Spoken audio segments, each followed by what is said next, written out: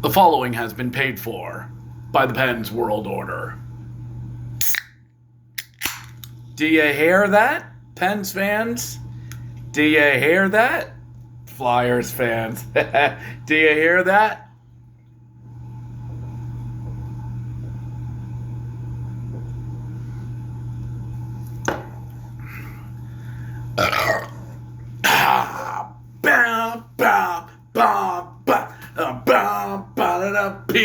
PWO. On the night, 'twas the night before Christmas Eve, and all through PPG, everything was stirring, even the pens. The stockings were hung by the chimney with care, in hopes that St. Lemieux would be there. The pucks were going in left and right, in hopes that John Tortorella would soon be out of sight. He whistled and cursed and called them by name. Off Drysdale, off Kunetke, off York, off Arison. Arison, F everyone. To your agents you go to get away from this crap. Now dash away, evil salary cap. And laying a finger aside of his nose, he reminded him of that guy in Anaheim, and his blood pressure rose. But all could be heard in Pittsburgh. As the Flyers drove out of sight, you could hear one of them scream into the Pittsburgh night. Merry Christmas, y'all. I want to trade to the Wild. Pens win, West Side, Best Side, 7-3 the final over the Philadelphia Flyers. This is a Let's Go Pens fan react, part of the PWO, brother. Like, share, and subscribe. Whew. Stuff like this is fun when our ass isn't on the line. Pens win 7-3 the final over Philadelphia Flyers on a night where it was first period, very good. Second period, third period, yes. So tonight was a game where, of the week, now you have, this is the end of a heck of a run that's been going on. You're staring down a home and home against the Islanders on the weekend. But tonight is Philadelphia. The first time all season that we are facing these orange-coated schmoos. And it's December 23rd. Sure, we've played Montreal more than we've played them. So, Pens get on the board early. But unfortunately, there seems to be a glitch at Sportsnet tonight. Because the audio was off, akin to the old Japanese Godzilla dubbing. Where Brian Rust would come in and score the first goal, and it's 25, and about 5 seconds later, Rust comes in on the wing, he scores! But Rust is doing this, and Brian Rust has scored! Kind of hard to watch this game when the audio and the video are off. So 1-0 Pittsburgh early on the first shot of the game. Hey, this is fun when we do it. But of course it doesn't last. Igor Zamula in the net. 1-1. Okay. But the Pens answer right back as he brings it in, feeds Richard Raquel, and bam! We take the lead. It's 2-1. Everything is and we're being challenged for offsides. Okay, this will be a long review. My wife's baking cookies. I need to go get some. And this will take a while. I can go and I can grab one. Honey, it wasn't a goal. What do you mean it wasn't a goal? I was only out for 5. Oh, they've resumed playing. No goal. 1-1. So, all right, it's going to be one of those type of nights. And then what happens in response? Liquid hockey. Erik Karlsson, pass. Sidney Crosby, pass. Richard Raquel buries it into the net. Bing, bang, boom, in the back of the net. Liquid hockey. liquid hockey, like olive oil off a pasta. Mwah! Beautiful. 2-1 Pittsburgh. And then power play time. Power play up for the Pens, and Brian Rust, he's open, or maybe it was Raquel. It was Bunting. Michael Bunting in front, buries it in the net on the redirect.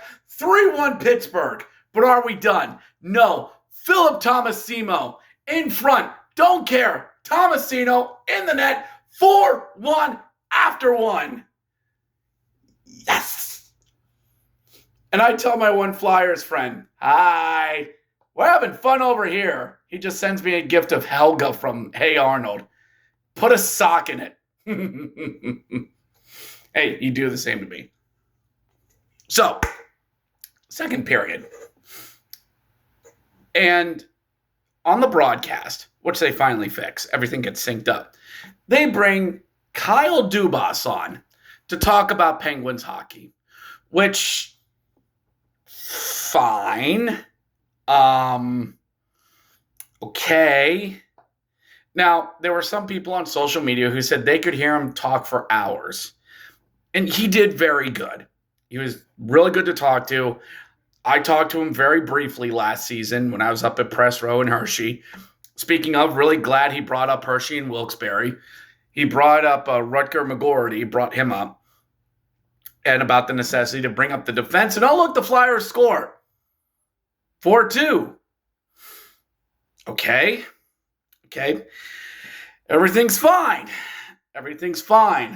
Later in the second, here comes Sean Couturier, works himself around a defender and just throws an innocent-looking backhand because the defender's pushing him off to the side. Backhander on net, and what do you mean it goes in? Jari, you made some good saves. Oh, there's the Jari we know. 3 good saves, followed by 1 that just goes in. 4-3. Everything's fine. 5 minutes to go in the period. We only have 1 shot on goal. Actually, 2. We only have 2 shots on goal. Guys, don't make me cut an angry video about you. Not before Christmas. That's not very plus ultra of you. But what happens? Evgeny Malkin, forecheck along the boards, pushing and scraping, throws a puck out into the open. Michael Bunting grabs it, winds, fires, scores! Michael Bunting makes it 5-3 Pittsburgh with 3 minutes to go in the period. And there's your kill shot. There's your winner. And that stuff right there is what we've been missing out of the Pens when stuff's going sideways and stuff's going hayward. We're having those collapses. You get a goal that reinvigorates everyone. And then in the third, what do? Lock it down. They play a lot of hockey on the other end. Flyers swapped out goalies because, as you should, John Tortorella needs a hug right now. And we just wind down the clock, whistle-free hockey for 8 minutes. Everything's fine. Second media timeout, everything's fine. Third media timeout, everything's fine. Pull the goalie with 4 minutes to go. Puck gets dumped down and around. Tristan Jarry stops the puck, looks up. Is he going to do it? Nope. Just flings it down and around it. But he was thinking it. 2.5 minutes to go. Puck, actually about a minute and a half to go. Puck gets roped the walls. Brian Rust chips it up out of the zone. Sidney Crosby catches up, but then all alone just walks right, saunters in and into the net. 6-3 Pittsburgh. And that's it. Philly sucks. Philly sucks is ringing throughout the arena. Oh, it's beautiful. Late power play for the Pens, who took no penalties in this game. And what happens? 12 seconds left in the game. Long power shot bounces off the boards right in front. Blake Lizotte just taps it in because of a weird bounce. When it's your night, it's your night. 3-2-1 win. Pens win 7-3 the final and are 9-3-1 in this latest stretch. Far cry from a team that I ripped apart after they collapsed against the Tampa Bay Lightning. We're above 500. We're hanging around that second playoff spot. We're beating everybody we're supposed to. We're not beating who we're not supposed to. And you've gotten a good jump start to the week. What do I keep saying? Keep winning the week. That's how you climb up in the points. You got the 2 to start the week.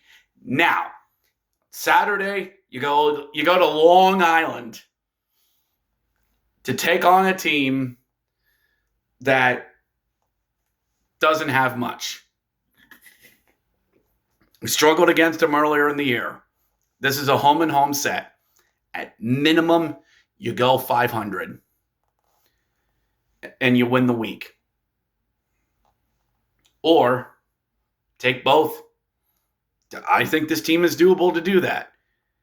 But a win there in Long Island is the best action. Because you won the week and you're up there. And then we'll have a game on the 29th. I forget who, but we'll get there. Bless me. Bless me. Thank me. I'm welcome. And then we'll have a very busy January because we're going to get 2 weeks off in February. Yeah, my my video schedule is going to go right back up right after this. So we'll see. Maybe we'll mix in a live stream. But if you do need some good background music, Thursday I am live streaming USA versus Germany for the 2025 World Juniors taking place up there in Ottawa. I will be live streaming that as part of the Hockey Podcast Network YouTube channel. Check that out, 2:30 on Thursday. And another Penguin. And Merry Christmas to all, and to all a good night. And good hockey. Let's go Pens. Merry Christmas.